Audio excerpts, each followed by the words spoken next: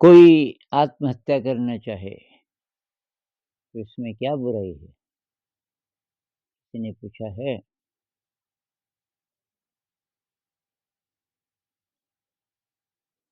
तो भई ये तो वैसे ही है जैसे कोई आपको गिफ्ट मिले, बहुत ही बेशकीमती गिफ्ट। ऐसा गिफ्ट जो इस ब्रह्मांड में दोबारा कोई किसी को न दे सके। एकदम यूनिक, एकदम अद्भुत, अनंत, अनंत संभावनाओं से भरा और आप उस गिफ्ट को कचरे में फेंक दें, तो ये समझदारी है। क्योंकि फिर नहीं मिलेगा वो गिफ्ट आपको वैसा। क्या मतलब है? मतलब ये है कि आपने तो गिफ्ट खोला भी नहीं ना अभी। आप जिसको जीवन कहते हो और अहंकार के कारण ये निराशा आई है, ज़्यादातर अहंकार के कारण ऐसा होता है। हो सकता है कभी-कभी ऐसा भी हो कि असह्य हो गया, बहुत ज़्यादा दुःख है, सह नहीं पा रहे हैं, पता नहीं। लेकिन बहुत सारे केसेस अहंकार के कारण जैसे हर साल कॉम्पिटिटिव एग्ज़ाम में जो नहीं निकले, कितनी कोशिश कर ली और नहीं निकले, कई-कई बार ट्राई करके भी। कोई-कोई बच्चे तभी भी सुसाइड कर लेते हैं। इसके पीछे क्या है?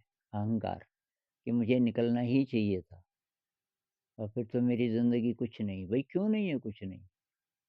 वहाँ नहीं निकले तो ज़िंदगी कुछ नहीं और जो बाकी करोड़ों-करोड़ों लोग जो कॉम्पिटिटिव एग्ज़ाम में नहीं निकलते और सुखी ज़िंदगी जी रहे हैं, तो वो भी तो हैं। तो यही रास्ता थोड़ी है। और दूसरी बात ये भी कि जो निकल गए कॉम्पिटिटिव एग्ज़ाम में, बन गए, कोई साहब बन गए, तो खुश तो वो भी नहीं है। उनमें से आप बहुत बारीकी से छानबीन करो, 1000 में से कोई एक आध मिलेगा जो कि खुश है। बाकी अब इसलिए नहीं छोड़ सकते कि अब इतनी बढ़िया जॉब है और रिस्पेक्ट है उसके साथ और सारे जो पेरेंट्स हैं, रिश्तेदार हैं, उनकी नज़र में गिर जाएँगे आप। तो भई अब दूसरा केस ले लो कि अहंकार नहीं है जी, दुःख है। तो भई कैसा दुःख है? बहुत साल पहले हमारे गाँव में एक बहू थी, तो उसने अपने को लटका दिया रस्सी से, लेकिन तब तक लोग आ गए, बचा दिया गया उसको, मरी नहीं।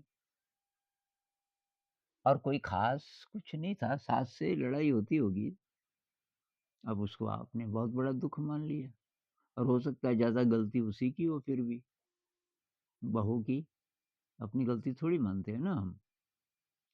अच्छा, अब तीसरा केस है फ़िज़िकल, कोई बीमारी है, अ, कोई बहुत ज़्यादा पीड़ा है, मान लीजिए कि कोई पेशेंट है किसी ऐसी बीमारी का जिसका इलाज ही नहीं है, लाइलाज बीमारी है और बहुत ज़्यादा दर्द है। तो उतने दर्द को झेलते हुए और फिर भी आशा से जीते हुए बहुत सारे लोग आपको मिल जाएँगे।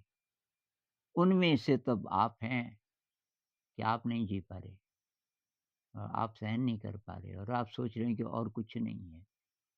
ऐसे भी केसेस हैं, अति दुःख और उसके बाद अ, उनके अंदर कोई आशा की चिंगारी पैदा हुई, उन्होंने ध्यान करना शुरू किया और धीरे, धीरे, धीरे वो ठीक भी हो गए और बहुत ज़्यादा उत्साह से भर गए, ऐसे भी केसेस हैं। अगर आप पुनर्जन्म को मानते हैं, अगर ये पुनर्जन्म की बात सही है, तो कहते हैं अब आपको डबल दुःख मिलेगा अगले जन्म में। क्योंकि इस जन्म में जो विकट परिस्थितियाँ आई थी, वो आप ही ने चुनी। हम कि जो चैलेंजेस जीवन में आते हैं, हम चुनते हैं। जब हम आत्मा के रूप में होते हैं। ऐसा बोलते हैं कि एक जन्म जब खत्म हो गया, मृत्यु आ गई, और दूसरा अभी जन्म शुरू नहीं हुआ, बर्थ नहीं हुई, उस बीच आप आत्मा हैं, प्योर आत्मा। तब आप देखते हो कि इस जन्म में मुझे क्या-क्या मौके मिले थे और मैंने कहाँ-कहाँ गलती की, तो आने वाले जन्म में मुझे कैसी परिस्थितियाँ चाहिए ताकि मैं आप अपने सारे संस्कारों को धो सकूँ। आपके पास बहुत पैसा था पिछले जन्म में, आपने दुरुपयोग किया उसका। सही रास्ते पे नहीं गए। तो इस जन्म में अब जब आत्मा के पास चॉइस होती है कि आत्मा ही चुनती है, हम ही चुनते हैं। तो आत्मा बोलती है मुझे बहुत गरीब बनाओ क्योंकि पैसे का सदुपयोग करना तो मैंने सीखा नहीं इस जन्म में। तो अगले जन्म में भी पैसा अगर मिल गया बहुत ज़्यादा तो वही होगा। तो इस बार तो ऐसे ही किसी को बहुत सुख मिला उसने दुरुपयोग किया तो दुःख चाहता है, किसी भी प्रकार का। तो भई ये अब बाकी विवेक की बात है कि आपका विवेक कितना काम करता है। लेकिन अ, थोड़ा प्रकाश की ओर बढ़ना शुरू करो।